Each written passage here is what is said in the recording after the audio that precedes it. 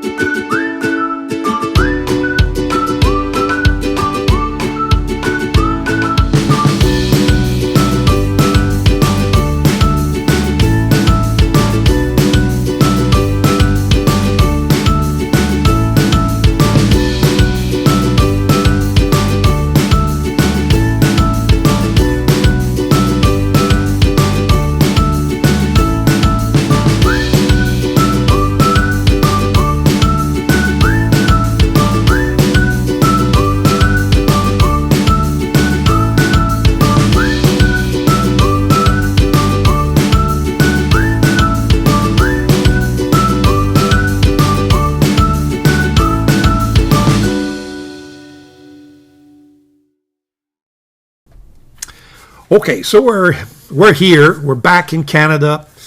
Long flight. Got to tell you, 9.5 hours to go from Naples to Montreal. It was just too long for me.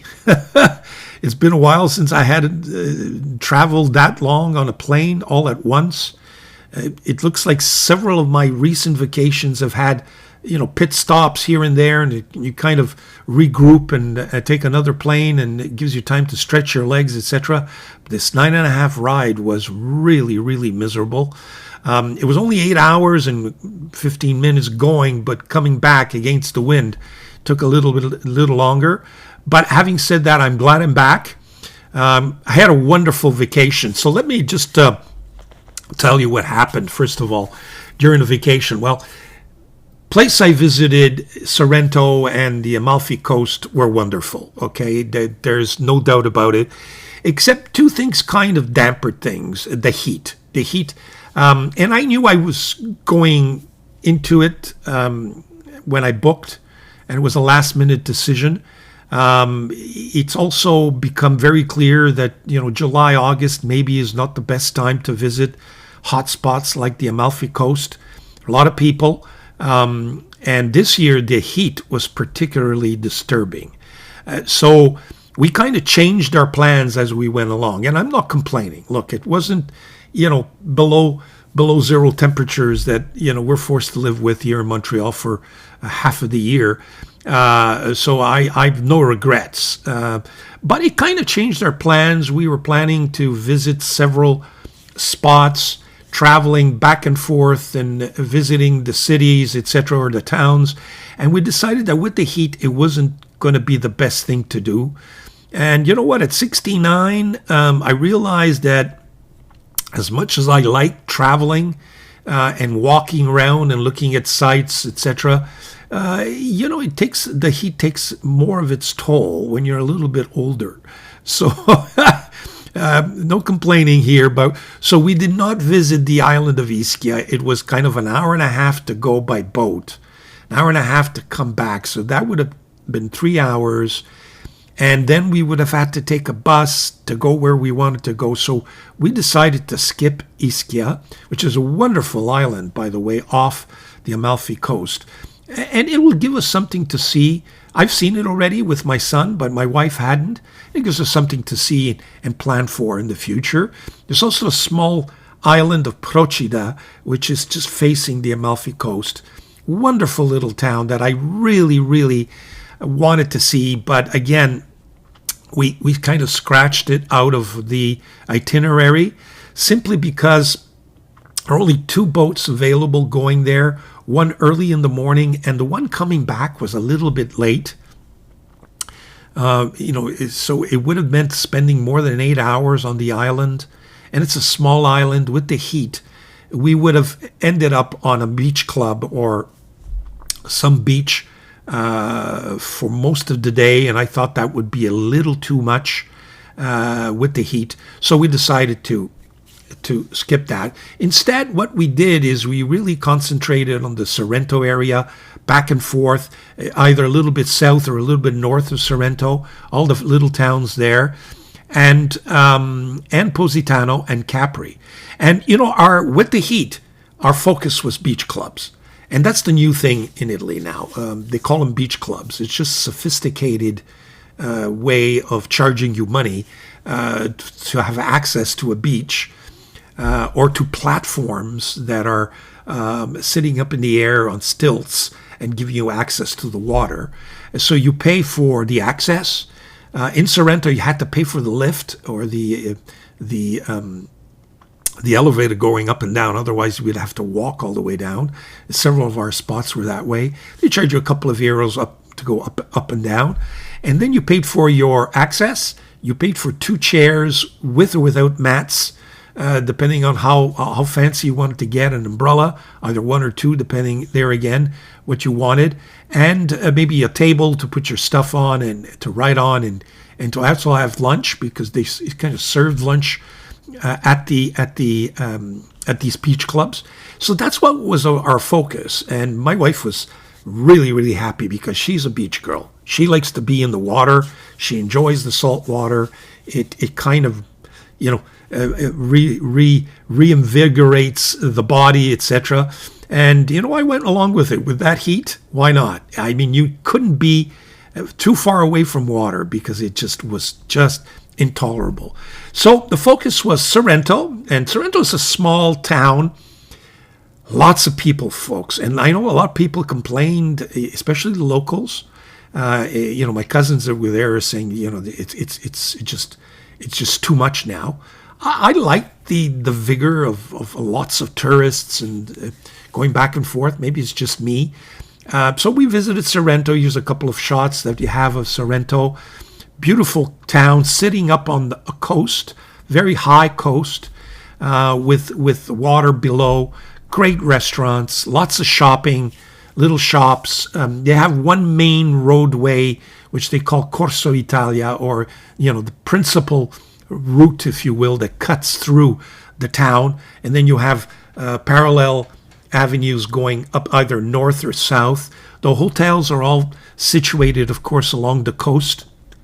And so are the beach clubs, and lots of shopping in the shops. I visited here's a shot of where I used to live. Believe it or not, this is an old building, and you just get a shot of the front door. That was very emotional, I can tell you. That's where I lived for less than a year when I was born.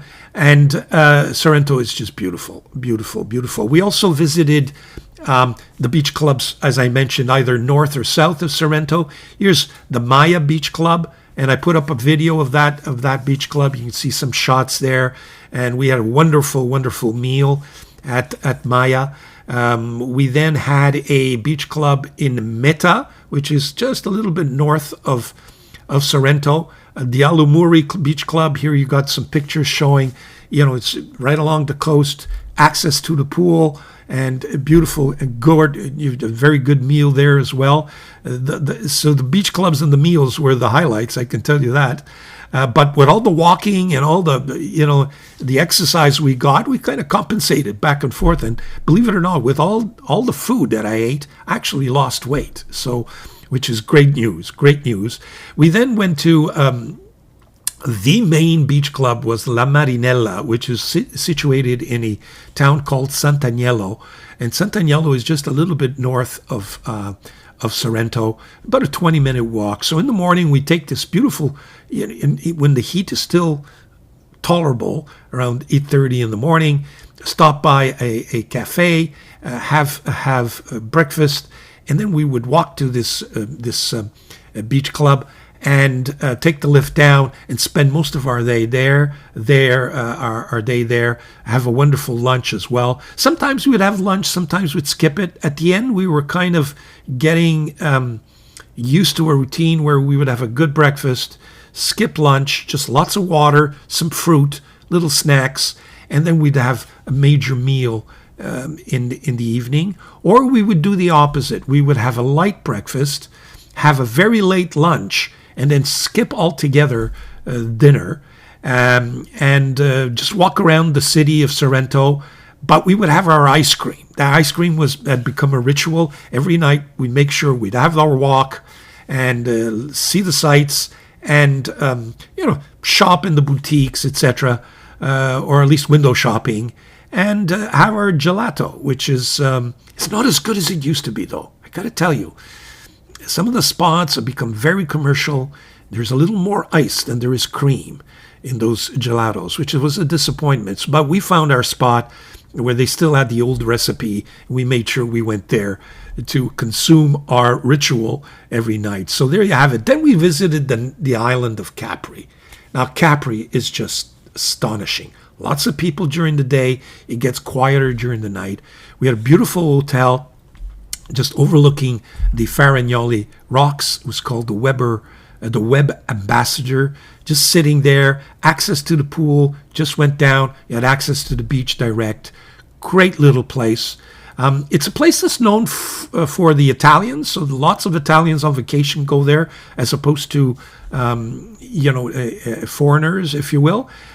So we had a chance to chat with a lot of the locals and see how life is going in Italy, etc., share some anecdotes, etc. And we visited a very infamous or famous beach club, La Canzone del Mare, where a lot of Italian films were shot there. And it's the Dolce Vita shots. You have Dolce Vita signs everywhere, and of course my Delta Dolce Vita saw a lot of work at that particular beach club. And you know what? My wife took a kayak trip or insisted that we take a kayak trip to the rocks. So we went to see the rocks, came back. Really wonderful 3 days. I would have loved to stay more, but we were paying for essentially two lodgings. We were paying for our condo Airbnb in Sorrento, while at the same time paying for a hotel room, and we thought that was silly. I think we planned it improperly. We should have kind of just saved on that. But having said that, we spent some wonderful time in Capri, really nice. And what else did I need to say about Capri? Let me just look at my notes. Yeah, that's about it. Then one day I had forgotten to book one of the beach clubs in Sorrento, and when I went to do it at the last minute, the particular spot that we had was filled, no space. So we said, you know what? Why don't we just take a ferry, go to Positano? It's a 30-minute drive or a 30-minute boat ride, and that's what we did. I mean, some regrets: too hot, too many people. You think Sorrento was a lot. In Positano, it was ridiculous. But again, beautiful town. You got some shots here. And it was the beach club. The first thing we did, we had breakfast at a nearby cafe overlooking the sea, of course. took some shots of the classic Positano seaside that you see here, and then we went straight to the beach club. You see the beach club here overlooking, at the top you see the homes, which is kind of typical, the beauty of that town, and the sea. We managed to get some nice fresh water, really nice. We had a great meal there and took the ferry back and had our gelato at night. So that's kind of basically what we did there. And of course, in between, we did some very nice journaling, used some of my pens. I published some of the quick shorts of all these, more of the highlights. And, saw my family, by the way. Here's a picture of my cousins. Beautiful people. It was very nice to, see them again. And you know what? The last 3 days were spent on the beach, relaxing, and we kind of really unwound. We kind of got used to the beat. In the first week, you're anxious, you still got the adrenaline, you haven't quite adapted, to just chill, as they say. Last 3 days, folks, we chilled. We really did, and it kind of made the decision not to go to Ischia and Procida much more palatable. We realized that it would have been too much, and we would have come back exhausted. So those 3 days on the beach, all we did is water, vegetated, had good meal, lots of fluids, and that was my vacation, folks. Really enjoyed it. Very nice. So what do we do with our pens? What's going on pen-wise? Well, stay tuned for my next segment. I'll be right back. Okay, so we're back. Let me show you what I left with. Okay, in terms of pens, journals. Let me cut to my overhead camera. Here we are. You'll remember I published a video where I planned what I would bring with me in terms of both journal cases, pens. Let me start with the pens, first of all. And, typical Vincenzo always exaggerates. He's not going to be satisfied with 3 pens. He's got to bring, almost 18 pens here. And needless to say, I never really used all 18 on a regular basis. But I can tell you what I did use. This became the staple of the stay. It got beat up a little bit, which is nice. Really regret this ding. This ding came from the luggage. I guess I squeezed it in a little too much. The pens, and I'll show you what happened on our way back. I'm not sure. I haven't seen what happened. So that will be kind of gives you an indication how the trip went. How did the plane ride, how did these pens survive the plane ride? I can tell you that going there, other than a little bit of burping in some of the pens, that you just took a Kleenex and cleaned it out a little bit. Nothing major, no major spills, and I had almost no vacuum. In fact, I don't have. I forget now, but no, there's not even one vacuum filler in there. Lots of piston fillers and converters, and I really had no problems. We'll check out the pens to see if we had any issues on our way back. And this was my staple combination. I would, in the morning, choose 6 pens.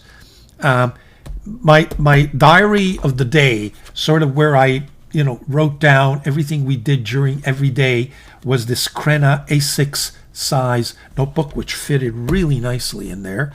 And I'll show you the pens that were kind of got most of the use. But before I do that, let me show you what other journal. I did bring in, the first time I kind of used a traveler's journal, and the traveler's journal came very handy, and I realized that maybe next time all I really need is this. And you can use the different inserts for different things. So I would have a journal where I would journal my day, my highlights, just the emotions, what I saw, what I regretted, how was the food, anything else that I would plan differently, etc. That was my daily travel journal, which ended up being this CRENA A6.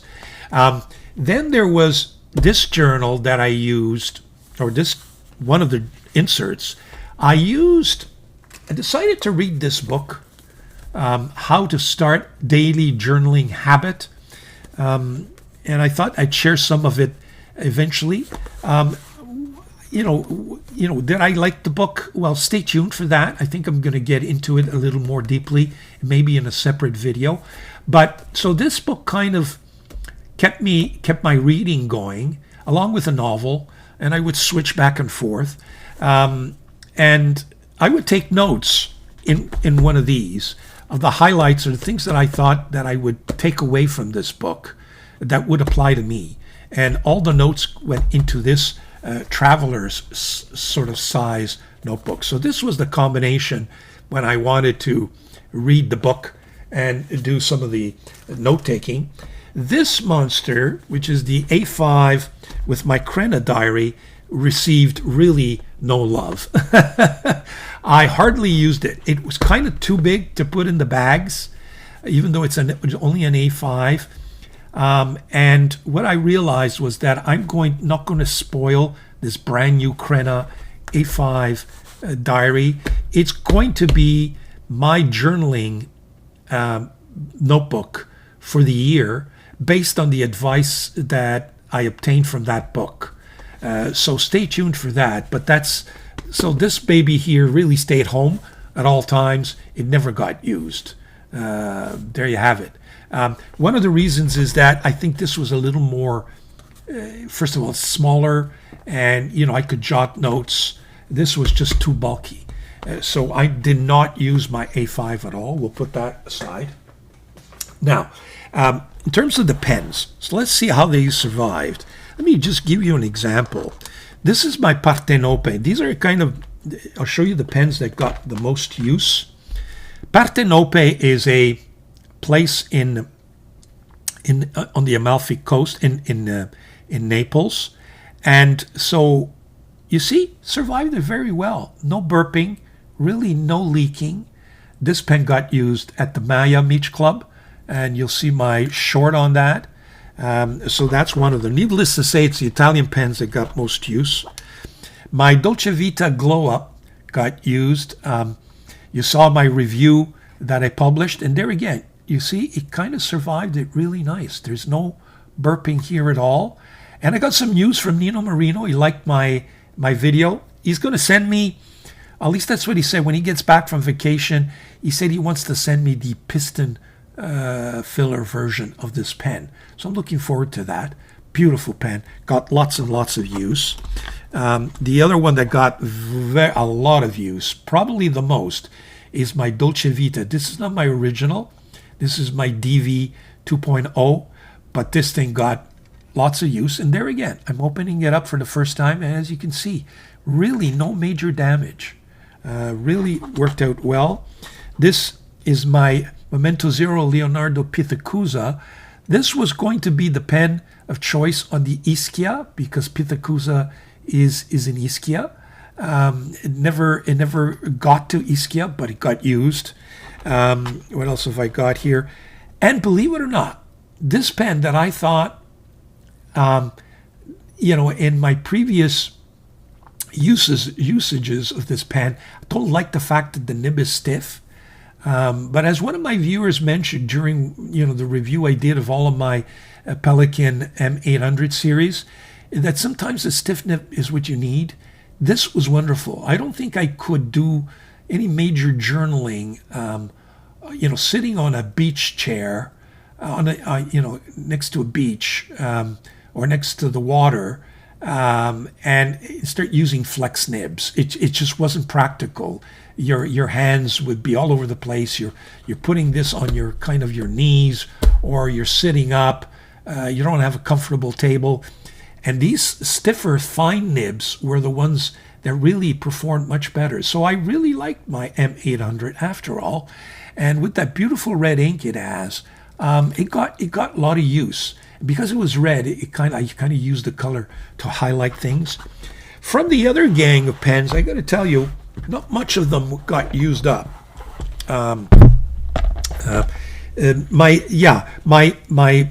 This was a flex. The flex, I put the flex nib in here, which is my Aurora. Unfortunately, didn't get too much use just because the flex was all over the place. I just couldn't write comfortably, and I did very little writing back at the apartment. Just didn't have time. We'd come in, shower, and go out. So very little use of any of the flex nibs. Did get OMAS because of the blue color. As you can see, there's a little bit of burping, but which is normal, which I would say to you, I had even sitting in my drawers. Nothing major. Here's my Majon P141. You can tell there's no burping at all. It survived it very well. I did use my Furore. Whoop, it's kind of stuck there. 1 second. Here we go. Did use my Furore because, again, it's got that Neapolitan touch, but, you know, with my stipula nib, but survived it very, very well. I didn't use the Scribo. This is my Sorrento Momento Zero, so this got a lot of use. This one kind of leaked a little more than others, but I think it leaks just because it leaks, nothing to do with the plane. But what I liked about it is this Ondean nib that I inserted there. So that gave me kind of a fine line. And we'll take a look at that in a second, how these pens performed. I did not use my brand new, no, that's not true. I think I used it a couple of times. This is the P141, the new Majon. You can see a little burping there. There's a little bit of sign of ink, but that's normal. Nothing that, I regret it. This little baby I would have loved to use, but I realized it was getting too many leaks, and it was inking up my fingers too often. So I don't know what was wrong. I think it's some of the ink or maybe the burping got to it. But so I didn't end up using my Leonardo. You can tell, look, it just got too many leaks. So that was probably the one that performed the least. But the rest, this is my reservoir. No leakage there at all. So they survived pretty well. So why don't I kind of pick my favorite pens from the gang here and do some writing. So we'll be right back. We'll set up, take out my A5 CRENA notebook, and we'll do some writing with some of my favorite traveling pens. Be right back. Okay, I'm back. So typically, these pens would travel in a backpack that I would take, with stuff that I needed for beach clubs, basically a towel, my sunglasses, suntan lotion, etc. And what I typically would do is that I would open up the pen and have a little towel, and I would just kind of rub there because I found that there may have been some residue. But other than that, these pens survive really nicely. And this was the star of the vacation. So this is my traveling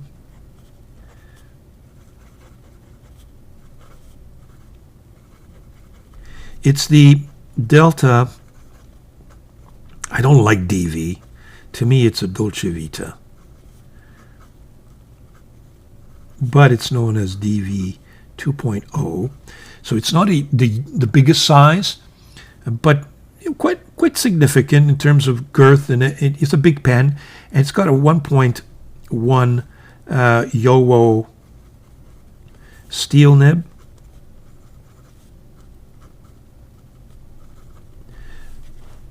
Just so nice, very, very nice. So this baby got a lot of use. That's a beautiful pen, folks.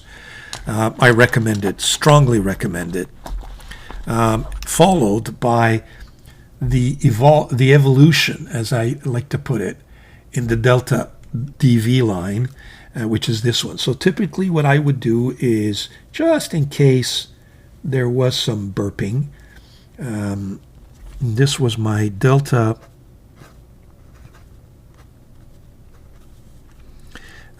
Glow Up. And this has a YOLWO steel broad nib. Very nice. It was nice to write with the pens where they're back home, so to speak, right? All of these pens are back home. because that's where they came from, the Neapolitan region. This is my Gioia Partenope. I particularly like the grind on this nib. It's a medium cursive italic, and it just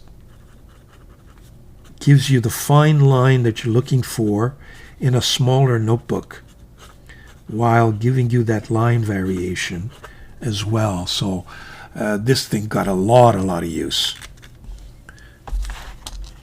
Pithecusa, the Leonardo, a little bit of bleeding. You got it to be bleeding, a little bit of burping. But there again, you see it just survived the trip really nicely. There's no... So this is the Leonardo.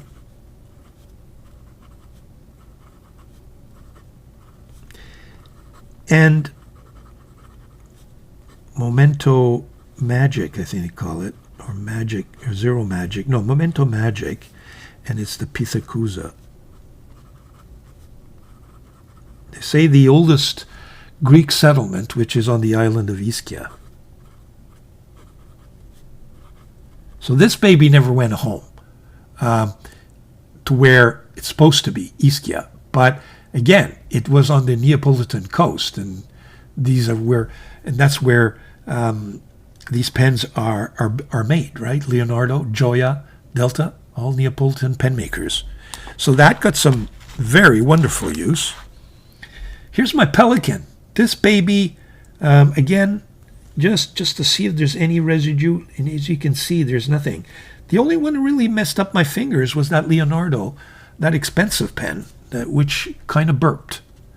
So this is my Pelican M800 with a very nice fine nib. Was it a fine or a medium? No, a fine nib. And you know what? I'm starting to like that stiff nib on this. I know I was very critical about it. In other words, I keep comparing it to the softness of my M100. But as one viewer said, sometimes you need a controlled stiff nib that doesn't run away from you. And that's exactly what this Pelican M800 gave me. And it's just perfect size, and it worked out really nicely. So I'm glad. I hesitated in bringing that pen, thinking that I would not use it, but you know what? I did. So there you have it. In addition to that, the Furore, it got that stipula nib. I don't know if there's any more ink in this, because this one got a lot of use. Let me just see. This is, no, it's still, yeah, it's kind of, you remember last time, yeah, it's running out of ink. Last time I used the pen, I realized there was little ink, or was it just drying up? Oh, no, it dried up on me. Oh, that stipula nib has a tendency to dry up, so I have to just, let me just, really the only one.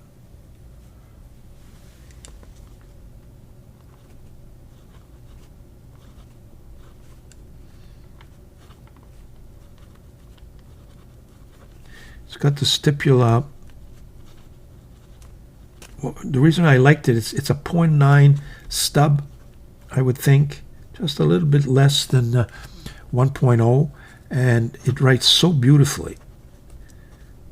Now, is it the pen or is it the nib? I can tell you that the nibs, the stipula nibs, have been associated with pens that dry. Now, is it the nib that finally dries up on me? I'm not sure.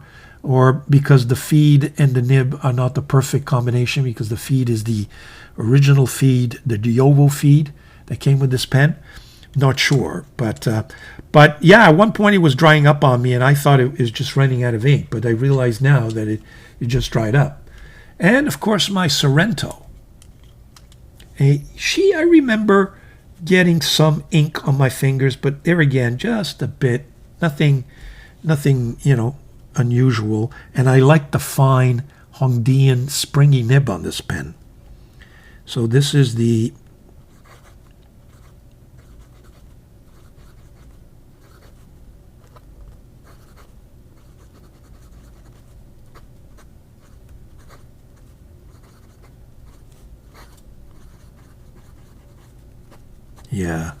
with the Hongdian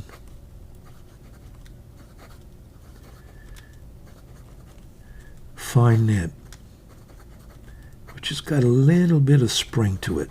Remember this new branded Hongdian nib? It's kind of a new version. It's got a little bit of a, you see the architect, just a little bit of an architect tip there. Writes really nicely. Did not dry up on me. Lots of use. And what else? Oh yeah, the 141 I did use somewhat. Let's just see. Is there any leaking here? No. See, worked out really nice. This is the Maruzen P141. This is in the black metal version. And it's got the Moonman. This is a fine, I believe. Yeah. Very wet.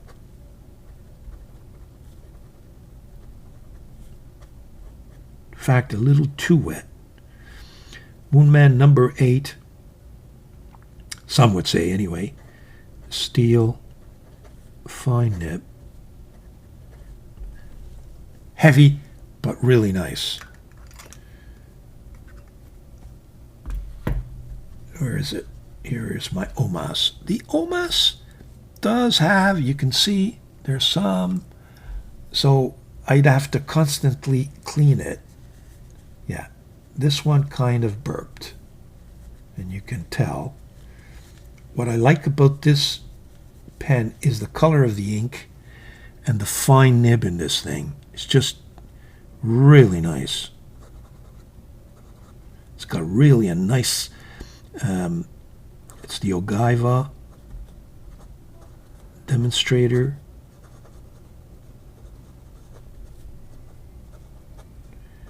And it's got a really nice wet, springy Omas 14 karat fine nib. Just a gorgeous writing instrument. But as you can see, got a bit of ink in there, and then when you go and cap it, of course, it gets dirty. So you have to constantly clean the cap there. What else did I use? The reserve. My Aurora. Did I mention Aurora? No. I mentioned it earlier. This did get some. I remember getting ink all over my fingers. But again, just a slight. So this is the, unfortunately, that springy nib was a little too springy for the use that I had for these pens. This was my Optima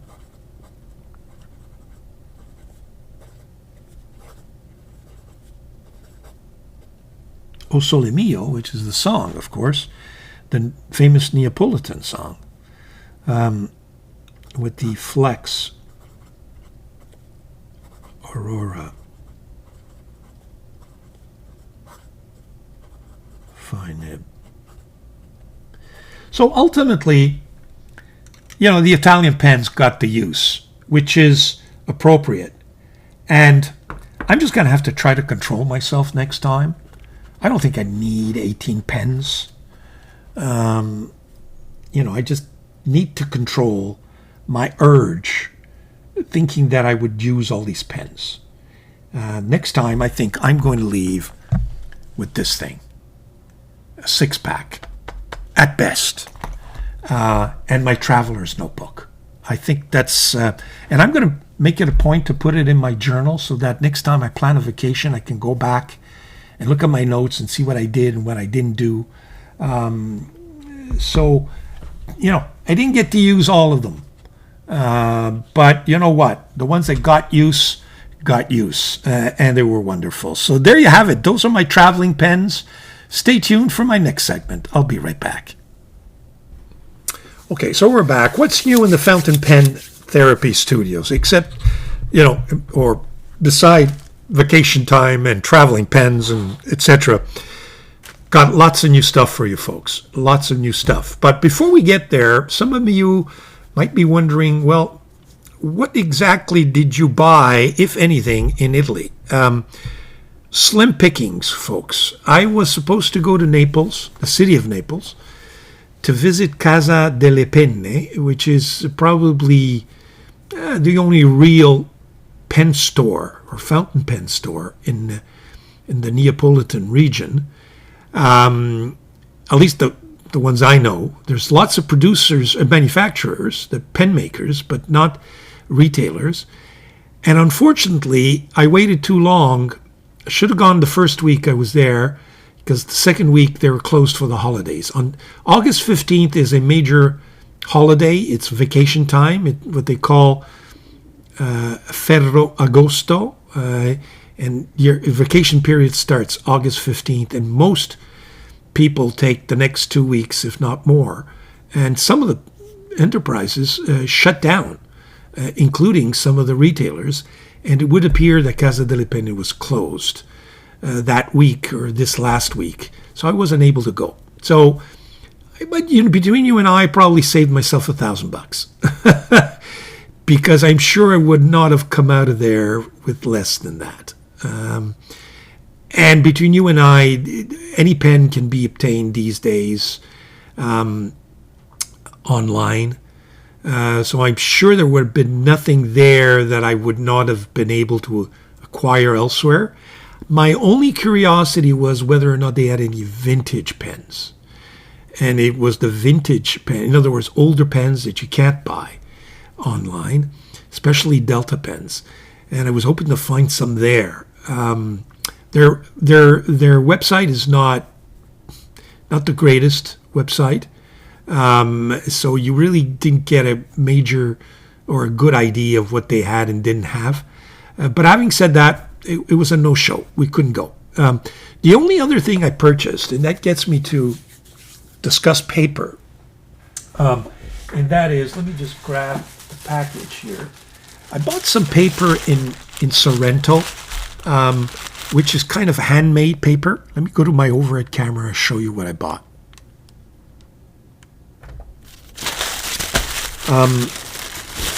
The same store sold kind of Amalfi paper, but the storekeeper did not recommend it, and they said you better be careful that it's if you're into fountain pens, you won't be happy with that paper. This one, they assured me, is a little more resistance, but it's all handmade paper. Handmade. This is actually Amalfi paper. This one here, I think, is handmade somewhere else. But I wanted to share with you, and this will be my first look at this paper. I've always been curious. As you can see, it's got a very tactile kind of feel. And you can see it's paper that's the cardboard. It's kind of almost cardboard-ish. I wanted to see how fountain pens. This is what they call Amatruda paper, blocks with 20 cellulose ivory sheets, 20 GSM, worked according to the ancient artisanal tradition and completely handmade. So this is the Amatruda paper. And this one, they mention here, is handmade Amalfi paper. So let me see how bad this Amalfi paper really is, or how good it is. It's got the picture of Sorrento on it. So as you could see, it's, the sheets are cut almost by hand, put together very loosely. So these are the two papers. What I plan to do is we're going to do some swatching on these papers and see what happens. They weren't cheap, I can tell you. I got the bills right here, as a matter of fact. It cost me 60 euros for both. So not exactly cheap paper. But, you know, I said to myself, if I'm in this region, I need to get at least some of it. And I finally found this little shop that sold this kind of paper. And so that's the two notebooks that I came out with. And we'll do some swatching later.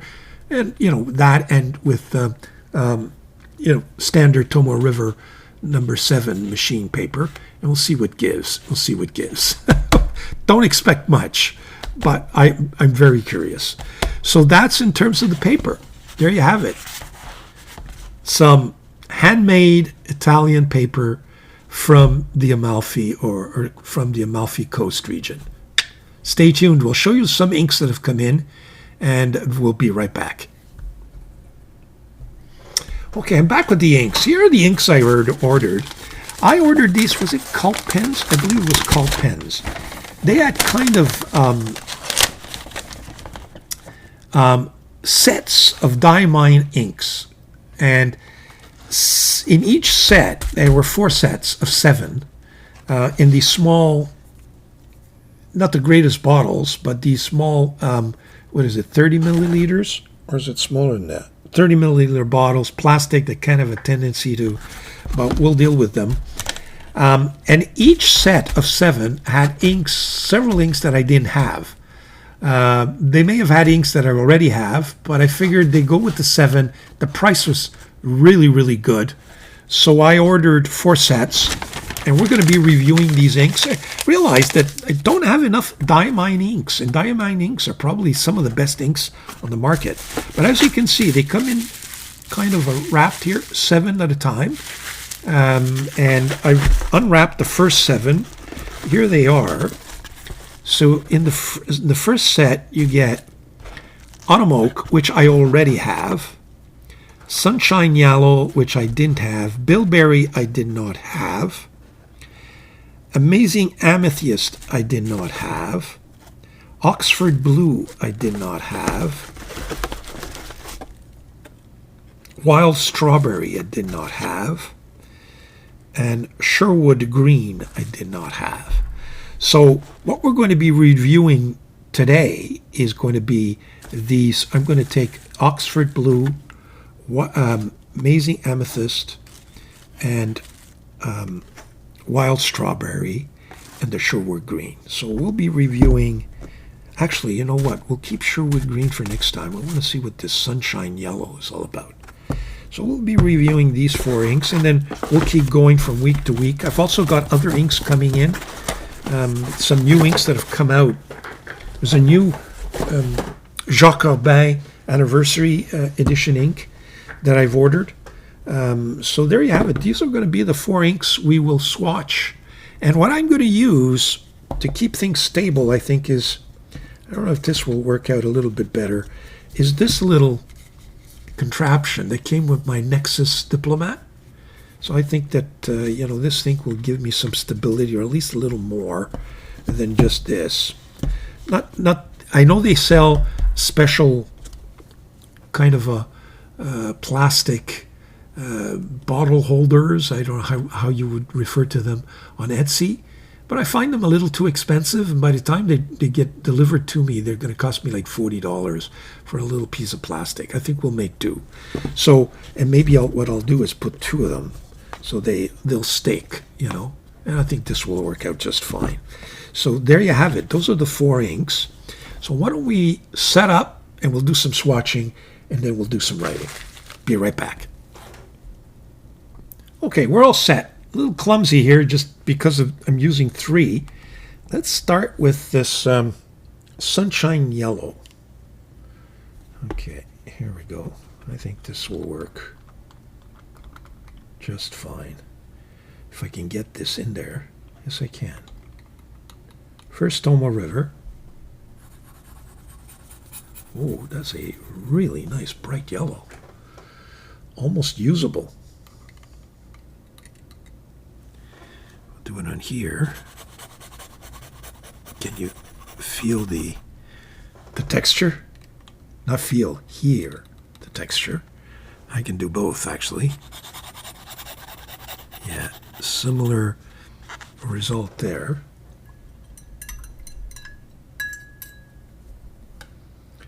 And let's do some writing. So this is the Dieman Sunshine Yellow. There we go. Can hardly see it when you write, though. Oh, I'm curious to see how it writes here, if at all.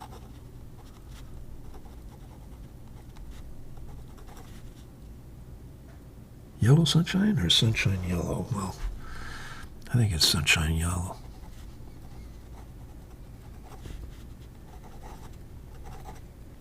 Wow, barely goes on. Let me just dip it a little more.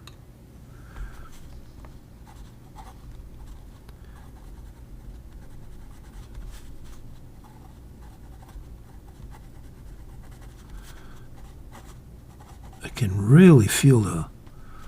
It's like writing on cobblestone. I guess that's appropriate. So that's this bottle. The next one is Oxford Blue. Yeah, I was surprised that I did not have Oxford Blue in my ink collection. So that was a kind of a forgotten one.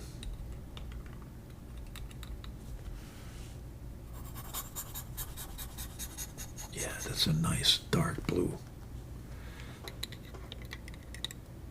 Let's see what happens in this one.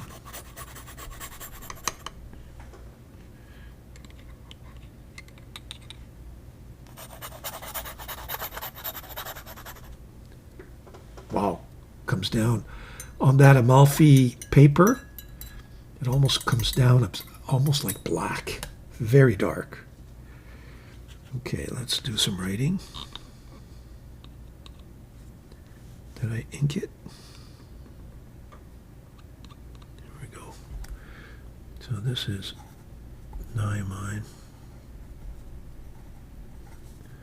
Oxford Blue.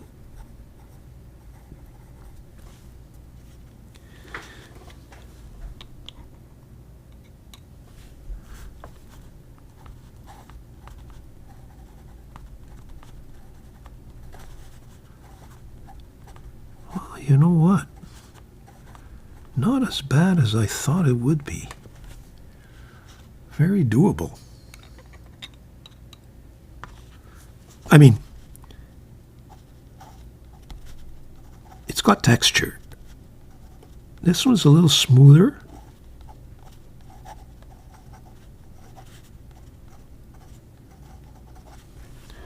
There you go. That's Oxford Blue. Let me just shut this bottle before I spill it all over the place. So those are those two. Next, we'll start with wild strawberry, which I understand should be a beautiful red ink. We shall see. Okay, that's that.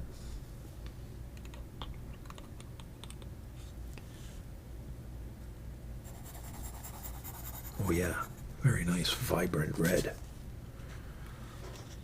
Let's see what it looks like on this paper.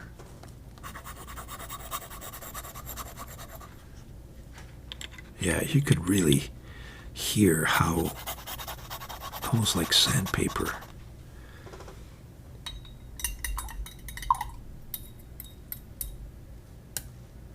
And we'll do some writing.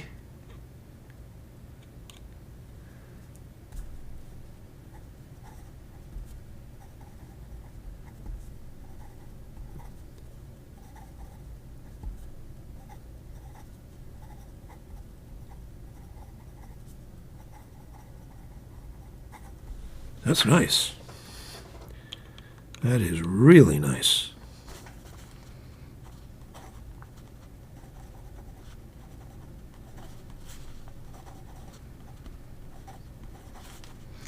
And I guess, let me just write this. If you're going to test this paper, you should probably do it with, ink that is reasonably, well performing and doesn't exaggerate in terms of its qualities, because then you might get a mess on your hands. But what's surprising me so far, a little blotch there, is that it's not feathering. I was expecting it to feather a lot more than that. Or I was expecting it to feather. I see a little bit of it on the swatches, but not on the actual written samples. The next one is Amazing Amethyst. Let me just open that up.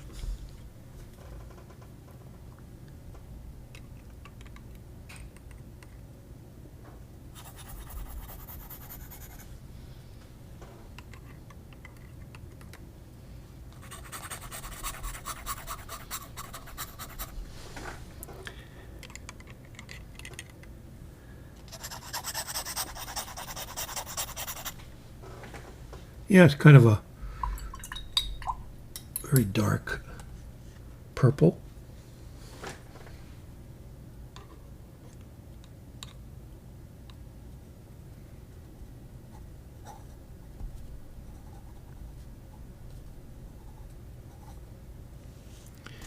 And I've already forgotten the name. Amazing Amethyst. So that's amazing.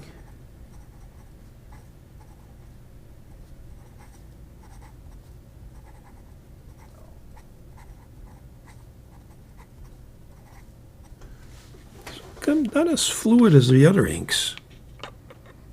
Maybe it's because I didn't ink it properly, but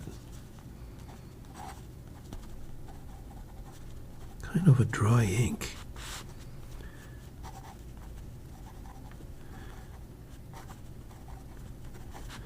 In terms of flow, not the greatest. I'm even having trouble getting any ink down. Let me just ink it a little more. This is Dieman.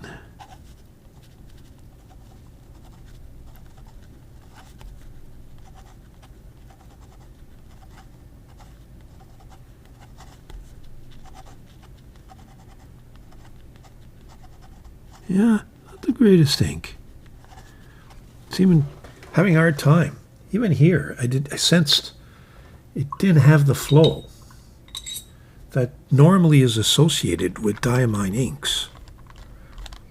Now, needless to say, they're drying up fairly quickly on this Amalfitano paper, but it's taking a little longer, as I would expect, on Tomo River paper. What we'll do is we'll wait for all this to dry up, and we'll come back with some final conclusions. Be right back.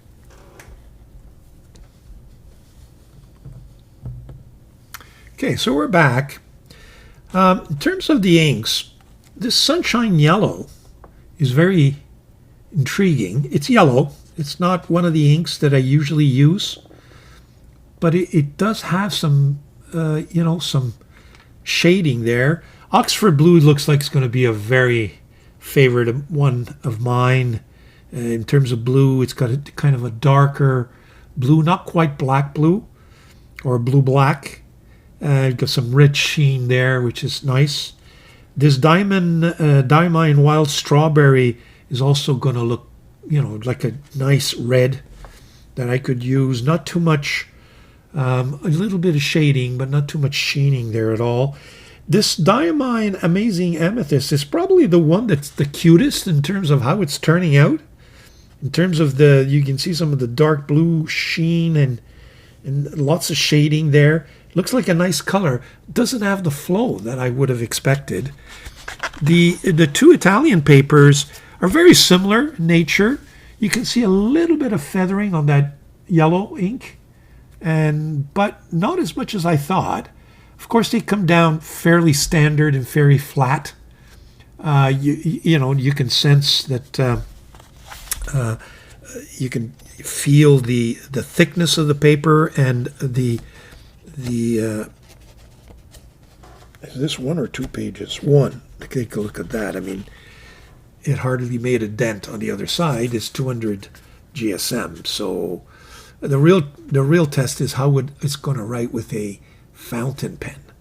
And I got a feeling we may have to test it with, broader nibs and finer nibs just to see what kind of writing experience we get. That's that Italian paper. This is the Amalfi paper. I think this paper is probably better quality than the other one. Just the grains are a little bit softer. But again, fairly thick paper, which does not show up on the other side, I would think. Yeah. Makes no dent on the other side at all. So those are the two Italian papers, and these are the four inks. I like that Dieman Oxford Blue, really do, and the Wild Strawberry. I still have mixed feelings on this purple ink, just because I don't find it has flow that I usually like in inks. So there you have it. The Diamine ink swatched on this Italian Amalfi paper. We'll be right back. Oh, before we get any further, I forgot to just test this paper in terms of its writing qualities. I mean, there's a few sheets here. So I just want to get the experience, and I figured I'd use 3 pens that I use for my ultimate alternative to Tomo River paper, which are thick lines and a thin line. So let's do some writing first of all with my Waterman. So this is Amalfi paper.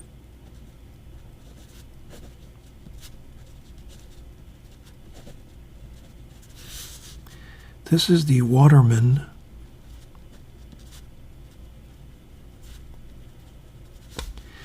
Edson. Of course, it's got a broad gold 18-karat nib. And I must say, the paper, I think the storekeeper was mistaken. The paper is quite fountain pen friendly. Doesn't show through the other side. It's 200 GSM. There's a little bit of ghosting, but not much.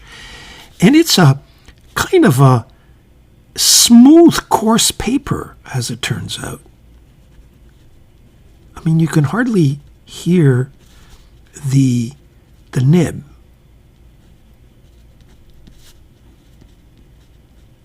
It's hard to describe. Unlike most textured paper where you can actually feel the scratchiness, you don't on this paper, but you can feel the bumps. And it actually looks really nice. Now that's the Waterman Edson. This is the Pelikan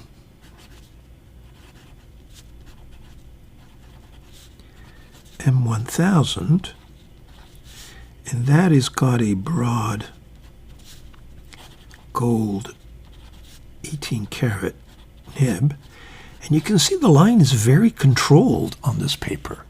Doesn't, again, smooth, but textured. And by textured, I mean you can feel the dimension of the paper.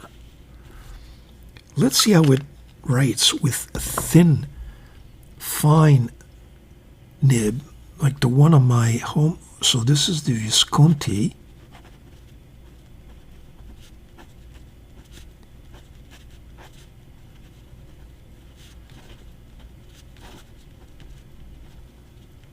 And you can see what happens is that because of the bumpiness, it looks like you're skipping. But here again, even with this fine nib, this has got a Visconti 18 karat fine nib. Again, it's smooth, but textured.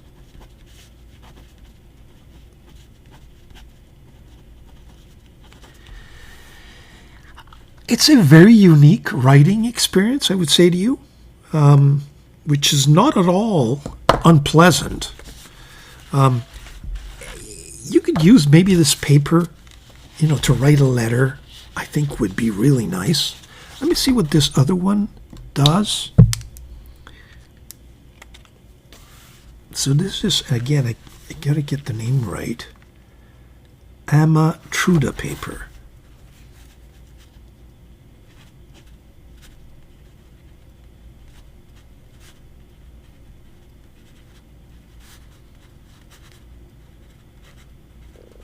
This is even smoother.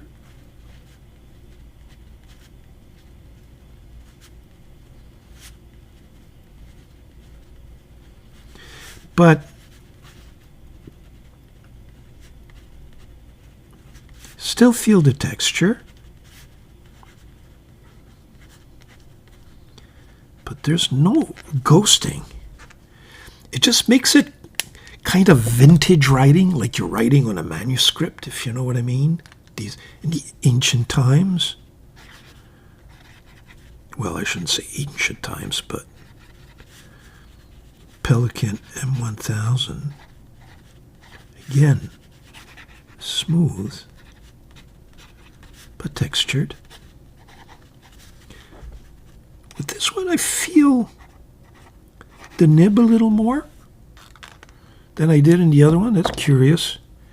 What about this fine?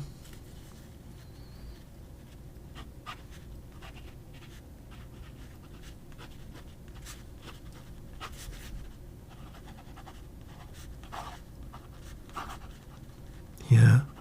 With the finer line, I think you I don't know how to describe it, but it's too fine for this paper. So you get kind of skips or really light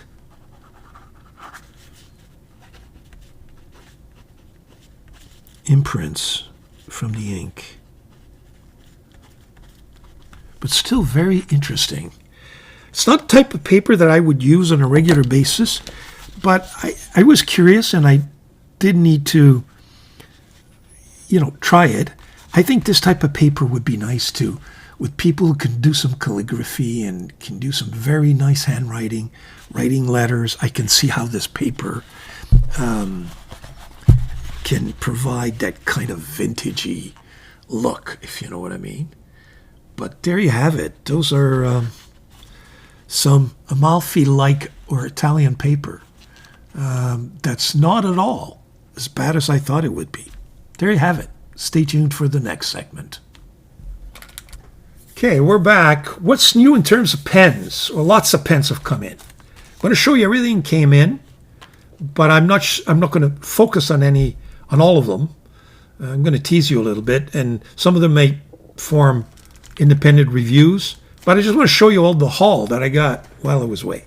Okay, be right back. We'll go to my overhead camera. Okay, here's my pen basket. That comes from Amalfi, by the way. My son purchased it when he was there. This is and I'm not going to open it because I don't want to spoil the surprise. We'll probably do it next week, or maybe we'll do it this week. You know what? Yeah, we'll open this one this week. This is the Maruzen. It's a yellow pen that attracted my attention. I'll put up a shot that I saw that attracted me on the internet and why I bought this pen, and then we'll open it up and see what it's all about. So that's the Maruzen. What else do we have here? Okay, let's open this up. This is the pen that I was very curious about. It's being identified as the ADMOC 631, and it comes in different colors. I'll put up on the screen a shot of all the colors it comes in the description that I saw in AliExpress. I actually bought this one on Taobao with a very generic description, more of a description than a branding name. It does not have ADMOC written anywhere that I can see, but there you have it. We're going to explore this a little more to see whether or not this is in fact an ADMOC product, because sometimes they give it names of a brand and they're not quite, that brand name. Mahjong gets copied a lot as well these days. So this is what looks like the ADMOC 631. We'll open up this little baby. I don't know what that is in a second. I got a Tag Moon pen here. It's kind of a resin pen that I was very curious about. And it comes in a little sleeve. Just going to give you a sneak peek. Here it is. There you have it. Tag Moon. So we'll be reviewing that sometime soon. And we're going to do some writing with some of these pens, and I haven't quite decided yet which ones. I want to show you everything that came in, and then we'll, in the next segment, do some writing with some of them. This little package came with it's a Mahjong product. You've seen this pen before, but this time it comes in a very different material. This is the Mahjong, is it C4 or C? Yeah, C4. With that stubby clip that people complain about. That is in fact the logo of Moonman. That's why it's there. Notice a little scratch, which I'm not happy about. I don't know if it's glue. We're going to take a look at that, but see that little scratch on that center band, which I don't know what this material is. I haven't looked at the pen in detail yet, but wanted to show you what came in. Probably form a review. So I'll put that back in. That's come in. Of course, you saw I don't know how deeply I got into this pen. This was a mistake. I thought I was buying a Mont Blanc 649 Burgundy, which I later understood doesn't exist except for the recent version.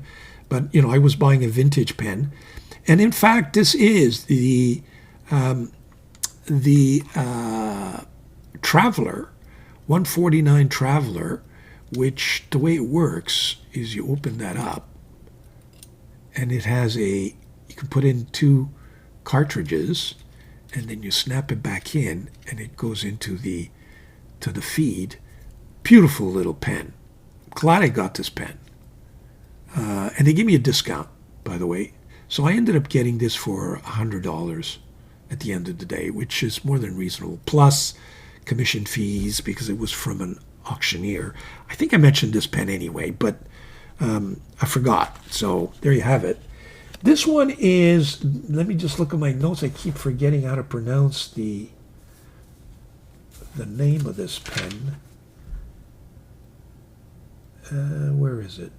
The YONGXU 296. So we'll review this as well.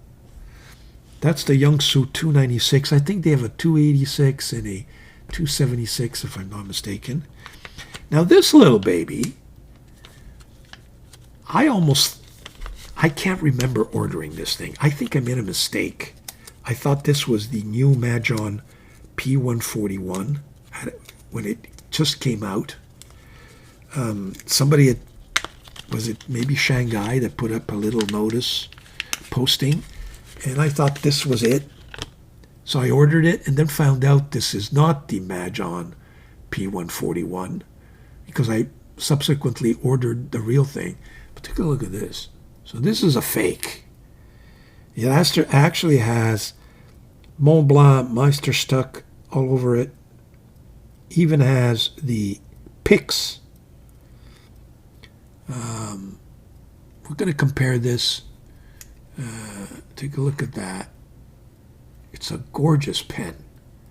Even the nib is so well done in terms of And I might, this might be one of the pens we might do, put Oxford blue in here and write with it. So those are, then there's this package, and I forget what this package is all about. So we'll open this up. Oh, there's one more thing. Actually, there's a bigger package as well. But no, is there? No, that's it. The rest is probably going to come in as I videotape this this recap. If it does, I'll add it in. I'll just splice it in. I don't know what this is.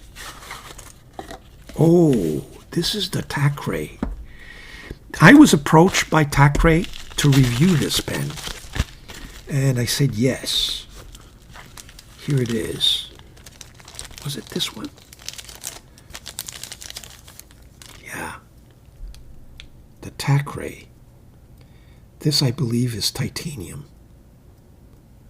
Now, I want to make sure I'm not mixing it up. Just give me 1 second. Yes, it is. This is a pen I received. I was asked to review the pen. So we're going to do a detailed review of this Thackeray. And I chose this model, kind of adonized. And I believe it's a titanium pen.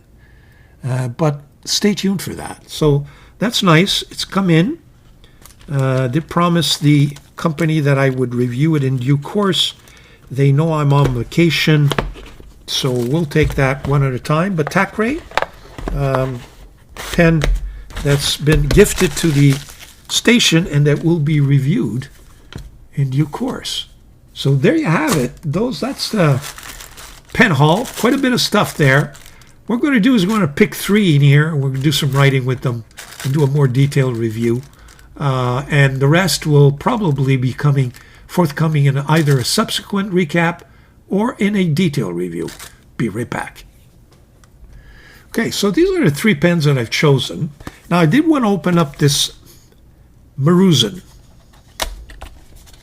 I've opened it up already, and I can tell you right now, spoilers alert, that I wasn't thrilled when I saw it. It just, that's not what the brand, not the ad kind of reflected. It's a tiny little pen, and you may know by now that I just dislike small pens or prefer bigger pens. Kind of very, very plasticky. It's got nothing. This is just pure plastic. It's got absolutely nothing in it. Okay, so don't buy this. Please don't buy this. Now, I haven't tested the ink. Now, maybe I'm going to eyedropper this. I'm not going to waste a converter in there. If I can find one, actually, I'll probably put it in. But it's completely, I don't know, is this like a mini Pro Gear Slim or a Jinao 82? Sure looks like it. Maruzen, limited Maruzen cereal. I don't know what to make of it. Maybe that nib will surprise me. We'll fill it up. I was tempted to fill it up with that what do they call it? Sunshine yellow. Maybe I will. And see what works, how it works out. So those are the 3 pens. What I propose to do is I'm going to not waste your time. I'm going to fill these up, and then we'll do some writing. Be right back.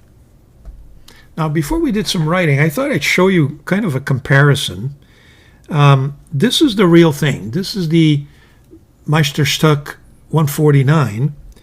This is the Mahjong P141 that we just ordered and reviewed. I think I reviewed this right before I left. And this is that new kind of imitation. It almost looks like the Mahjong. It definitely looks like the Mont Blanc 149, but in terms of the center band, as you can see, I'm almost wondering The clip is almost identical. Whether or not it's just coming out of the same factory, except it's got the, the fake star or the Mont Blanc branding on top.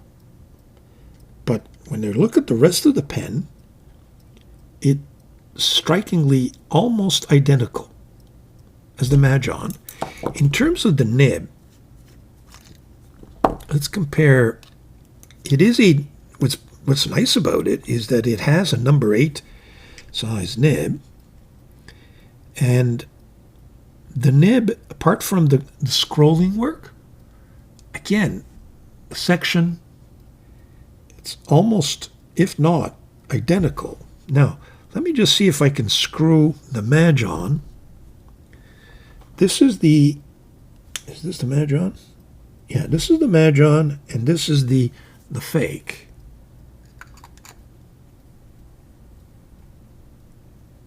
Screws on. And that's what got me mixed up. And, stupid me, I get excited. A new pen comes out, I need to order it right away. I don't pay attention. It wasn't, it was just silly of me. I should have just read, the details. But there you have it. This looks like an imitation or a Majon that's decided to go the fake route. And in terms of how it compares, this is the other fake I had. Another fake from probably the same people. Because the nib is identical.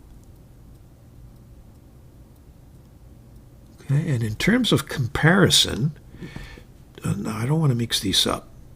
I'm glad I got different motif. This is striped. The other one is kind of a zigzag.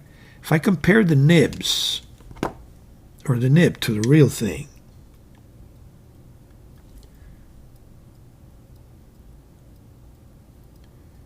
striking resemblance. It's got the exact same sort of kind of inscription. We'll see how it writes. My recollection is that the other fake wrote very nicely. The real nib's probably got wider shoulders. See that? And you can definitely see that even the inscription is much better on the real one. But let me tell you, it's because you're looking at both. Otherwise, it would be difficult to presume anything, really. It's quite a heavy pen. This one is. I would say as heavy as the Majon. Probably identical. So there you have it. Except it's got this zigzag sort of a alligator with striped design, and then clean design, clean. There you have it. We'll do some writing with it. Okay, so we'll put that aside. Pull up my CRENA notebook. Go to the other page. First and foremost, my yellow pen. I couldn't find a converter to fit in this thing, and I didn't really try, so I dropped it. I did not put silicone. Let's see if it leaks. There you go. It's leaking everywhere. Not awful? So don't do that. All the ink is in there. Let me just see if it writes. I gotta work my way around here. Maruzen? What is it? Maruzen. You know, folks, the ink, the nib is actually very nice.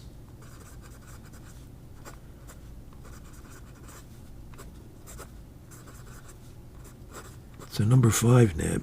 Writes really nicely, actually. But don't eyedropper it, and you got to find a converter. I'll be back. So I'm going to dump all the ink because it's all in there now. There's none left in the barrel. It's just inked. It just basically all leaked into the cap. I don't recommend you buy that pen. That's my verdict. Even though the nib might be nice. This is the, what is it again? YONGXU 296. Realized I'd already inked this pen before I left. I'm not even sure. I may have shown it already. I'm disappointed with I thought the acrylic, based on the picture, was going to be one of these vintage looking, resins or plastic with a little more oomph to it. This looks like cheap plastic, fortunately. But the pen has this very generic, no, this one doesn't. I ordered this one with they say stainless 6 line. So there's a particular branding to it. You see that? And it's actually a very nice nib. Let me show you. So YONGXU, there may not be a U, it's YONGXU 296 with I would say a YONGXU number 6 steel. And this is a fine, but it writes beautifully. Very nice.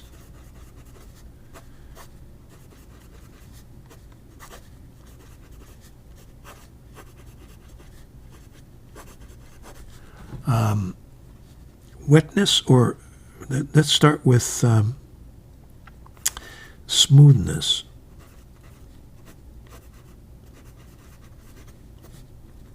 Very, very smooth. Slight feedback. Just a little hint there. Wetness. Very, very wet.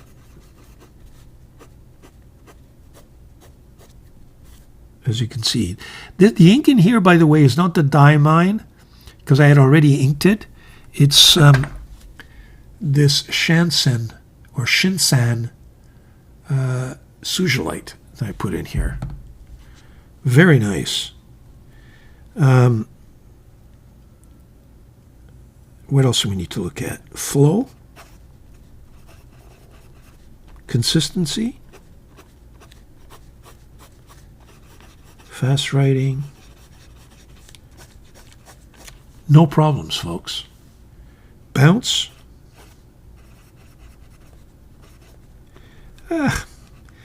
Because it's so smooth, I guess you can get a little bit. Nah, it's fairly stiff. But it's so smooth that it feels soft. I don't know what these pens are going for. I'll probably put it up on the screen. Not sure it's worth the purchase. It's a nice looking pen from the ad, but the plastic is just a little too ordinary for my taste. It does have an inscription on is it on the barrel? Yeah. Jackknife Safety Patent June 4, 1912. I don't know if it's supposed to kind of imitate an old style pen, but it's got a nice shape to it. It's got a nice feel to it. It's got a nice, turned up here, the section. Everything is smooth. It's got this peculiar push button, forget what they call this, system. Somebody will mention it, button filler, I guess it is. I'm not thrilled because this kind of squeezes some kind of an inner sleeve there and fills the pen, and I wasn't able to open it here. Maybe I just have to force it open. Didn't want to break the pen right off the bat. It's going to have to, because I don't know how you replace it otherwise. But when I try to twist it, it appears to be glued. So again, not sure I would spend the money for it. Really nice nib. So I'll give it a 6 on 10. And I'm not sure I would recommend it. So there you have it. That's the YONGXU 296. And finally, let's do some writing with this fake. I couldn't put in the blue Oxford because it just didn't fit into the opening of this bottle, which is unfortunate. So instead, I filled it with Shinsan Kyanite, okay, which is kind of a dark blue. Let's see how it writes. So this, I guess we'll call it the Mont Blanc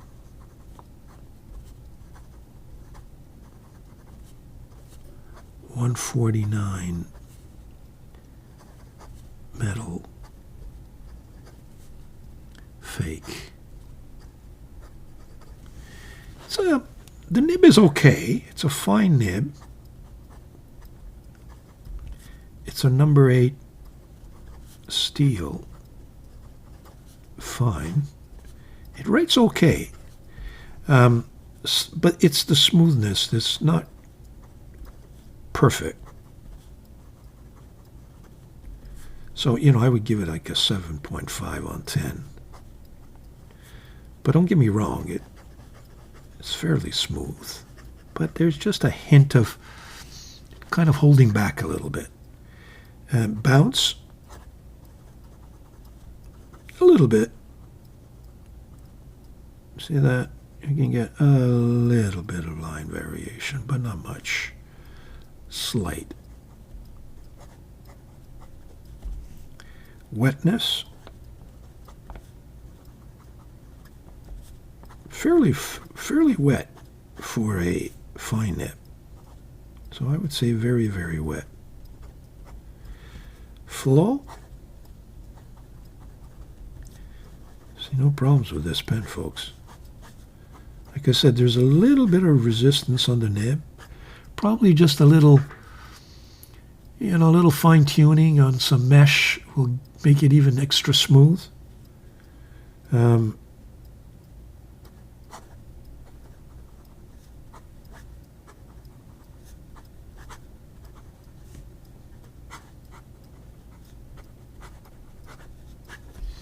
If I compare it to the Mahjong, and this is a fine, so it's going to be a good comparison.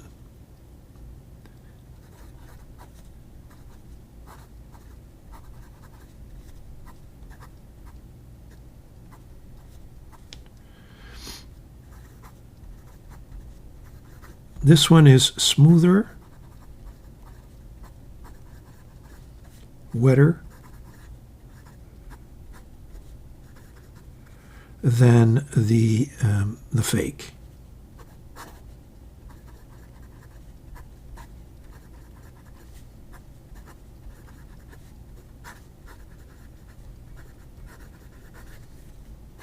But almost alike.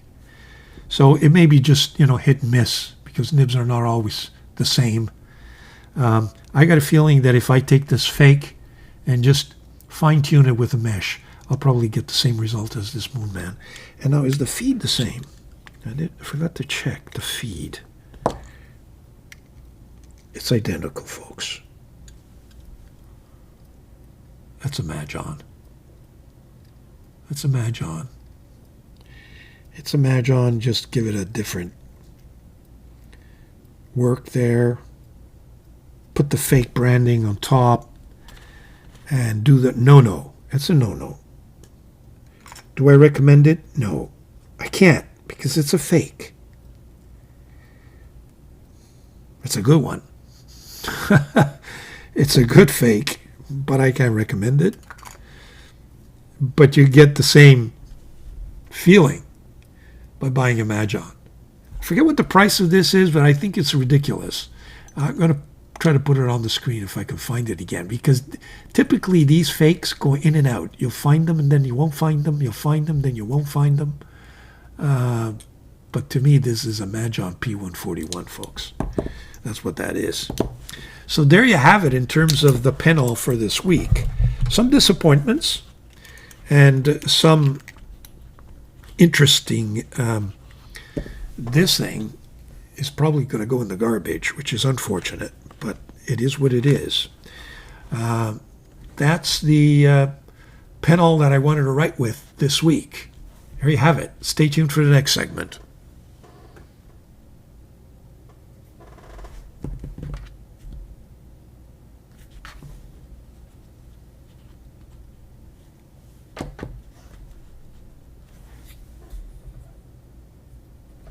Now we're back. For Pens Revisited, what I thought I'd do is, been away for a while and some time has gone by, and I'd like to review or revisit some of the pens that I just reviewed in the last couple of weeks, just to see if they're still performing, have they dried out or not. So kind of an ongoing a review, if you will. So let's go to my overhead camera. The first one is the Majon N15. With this flex nib. So this is Pens Revisited.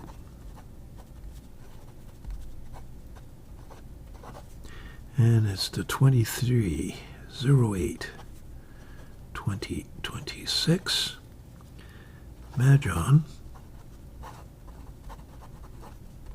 N15. Just incredible. I haven't used it in weeks. With the fine flex nib. Now these flex nibs are not all alike, but this one's a little finer and flexes a little less, I find, than some others. But there is some lack of consistency, I find, but it's still a beautiful writer. Hasn't dried up at all. And the other side, of course, has the glass nib, which I snapped. It's probably plastic, and now turned it into a stub. So that's a fun nib to work with when you've got to do some swatching. The next one is this Jinhao. And this is, again, I don't want to mix it up. I've been away for a while. What is it? Jinhao 59, is it? Bear with me. Yeah, Jinhao 59. Let's see if it writes.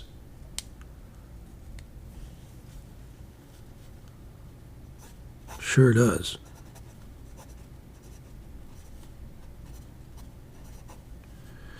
With that inset nib.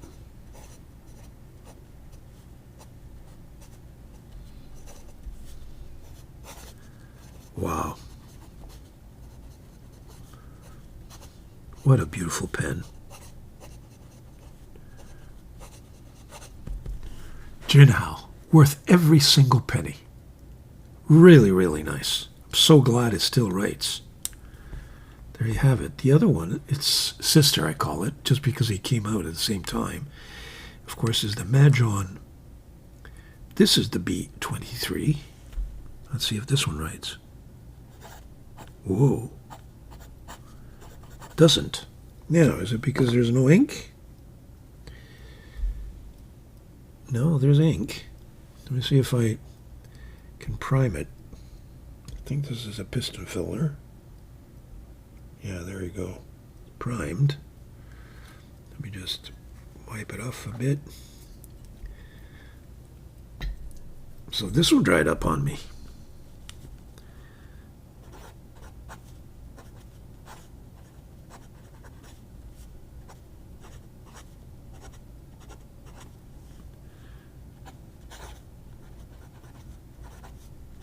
I mean, after I primed it, it works beautifully. But it dried up.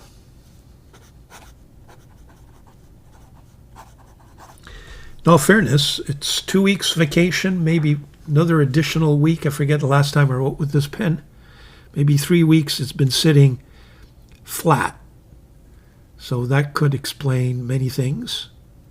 Let me just make sure I screw it back. Here we go. But it does appear to be, it's never, you got to push it in. Maybe I didn't close it properly, but we'll revisit that pen. The next one is this Panda Dwarf.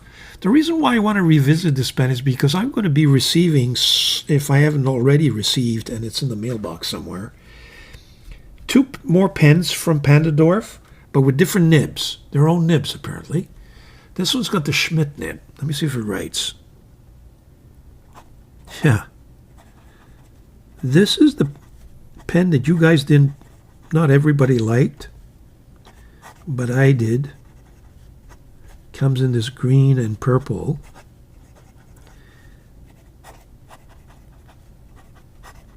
And I'm going to get 2 more pens, but with their own nibs. It's going to be Panda Dwarf nibs. 2 of them, apparently. We'll take a look at those nibs once they come in those pens. So thought I'd revisit the Panda Dwarf. Next one is this Tag Moon D6. Again, some people didn't like this pen. Unfortunate. It's got beautiful ebonite. You can buy it much cheaper without the ebonite, by the way. And this one came with what I think is a Bach nib. Let me see if it writes. Yeah.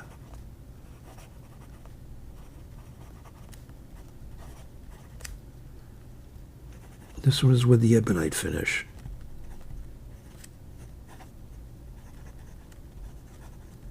Again, if this was called Asvine, you guys would be all over it. No matter what the price is. It's a good pen. It's got a nice nib. It's got good shape. It's I believe, a piston filler. Very decorative. It's got a magnet closure. Really springy. No, is there a spring? Yeah, springy clip. Nice design. Guys don't like it. Don't know why. Maybe it's because it's called Tag Moon. I think it's a beautiful pen. So I'm pushing it. No, not because I have any affiliations. Let's be clear on that. The last pen I wanted to revisit, and maybe we'll do it on this other page. I don't want to waste another. We've got some room here. Is this Lotus Vault. Again, people didn't appreciate this pen. Folks, you have to feel this pen in your hands. This black ebonite is perfect. I love this pen. Some people say, what's the point of having this thing come up? It's novel, it's new, but it's got a good shape. It's got beautiful ebonite. It's a little bit different. Does it right? Let's just see. So this is the Lotus Vault. It's got a YOLWO nib. Is it a broad? Medium. Number 6, and it's ebonite.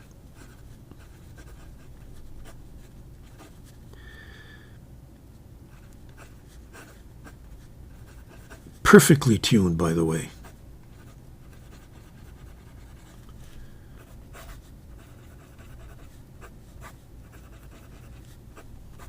So maybe there is some point to hiding that nib. It just kind of makes it all the more sealed from the elements. I'm not sure. I think it's a very sexy pen. Very nice. I like the red trimmings. I like this cap, the way it looks. The fact the cap's a little bit smaller. I don't know why you guys don't like this pen. It is a little more expensive. Lotus does have a higher price point in terms of Indian pens, but they are, in my view, the best Indian pen makers, or amongst the best. Very nice. In fact, I think that Lotus pens will be my pens, my weapons for next week. So we'll add this to the rest of my Lotus pens that I'll introduce in a couple of minutes. So there you have it. Those are the pens revisited for this week, folks. And, you know, little warning, back from vacation. I still think you got some excellent choices there. Be right back with my next segment. Okay, we're back. Weapons next week. Well, we've seen this one, but let's just add it to the list, which is my... So this will be weapons for next week. Wow, this pen writes so beautifully. And the ebonite is just fabulous. So that's 23. 2026. The first one will be the Lotus Vault. Black ebonite. I believe there's other finishes with the YOLWO. And did we say medium? Yeah, medium nib.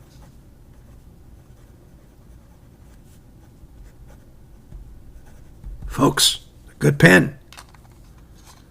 Well, that's one of the defects, by the way, that people pointed out, is that if you forget to bring it back in and you try to screw it, you can ruin the nib. But just have to be careful. Next, this is the Agni Citrus Splash. I'm hoping all these pens right, otherwise I look foolish. Lotus Agni Citrus Splash.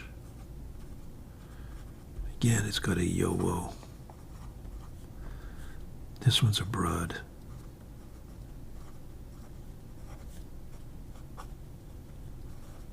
And their YOLWO nibs, I don't know if they do anything to them, but they're always really nice out of the box. It's one of my favorite pens. Lotus Arthur. Beautiful material. But I replaced the nib with the YOLWO nib with a Fountain Pen Revolution Flex nib. So this is the Lotus Arthur. And it's got a Fountain Pen Revolution Flex or Super Flex. Really, really nice. One of the best flex nibs on the market. So we're going to have some fun with that one this week. This pen. Wanted to bring it on vacation, but I was afraid to lose it. It's just a gorgeous, gorgeous pen. This is the Lotus, and all of these pens have been reviewed. Lotus Titan. With this very unique titanium nib.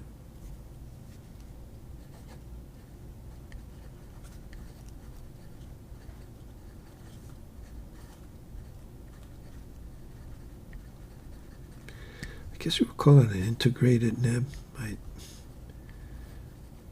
It's all one piece. You know, other companies make, you know, Eureka has, you know, sort of thing, same sort of thing, but you'll never find it. You can never buy it. It's never available. And then you got, what is it, Sean Design, I forget. But there are other companies, but they cost a fortune. And this one is an affordable one. Nice acrylic. And it's a special type of acrylic. I think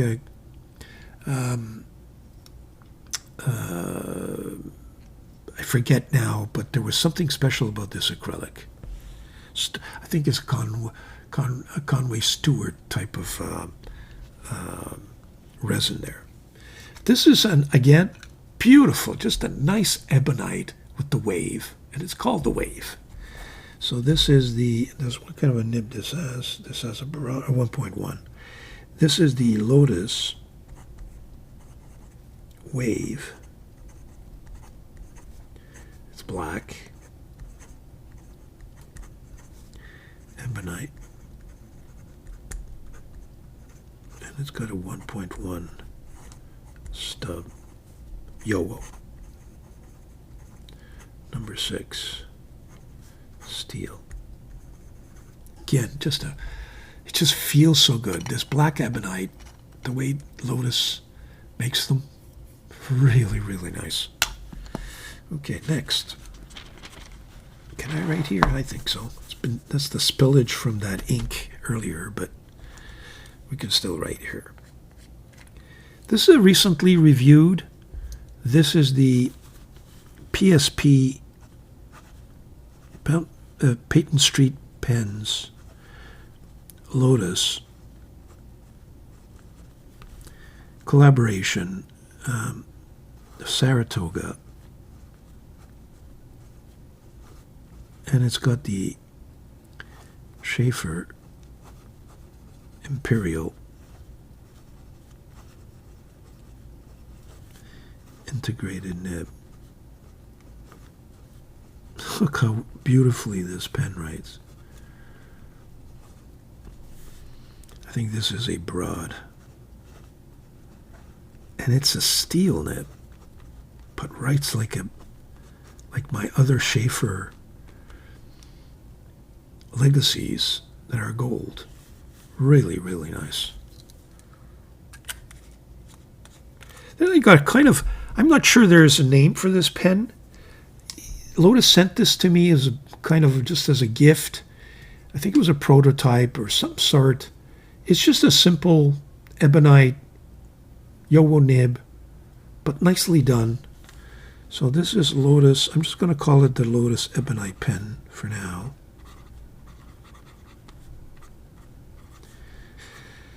It's kind of a brown-green swirl. Wow, this has got a YOLWO broad nib that writes almost double broad. Number 6 steel. Again, very smooth.